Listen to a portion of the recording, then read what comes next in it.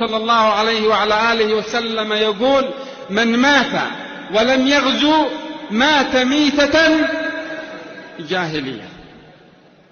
ما قد غزا، يموت ميتة جاهلية.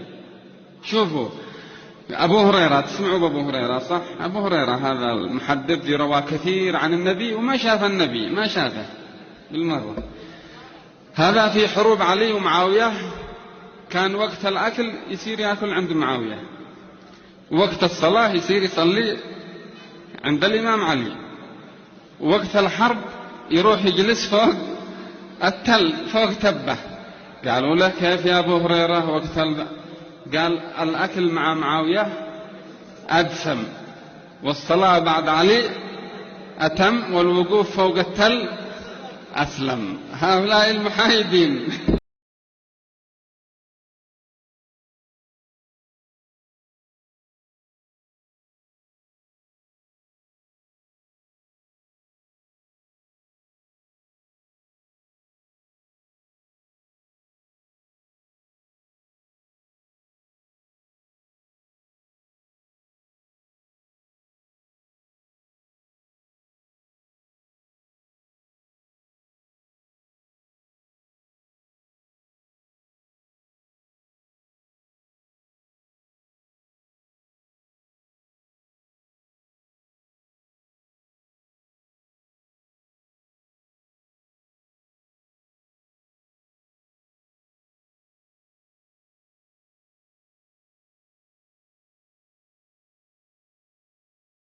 فنحن نريد أن نكون مع علي، أن نكون في الصفوف الأمامية الأولى.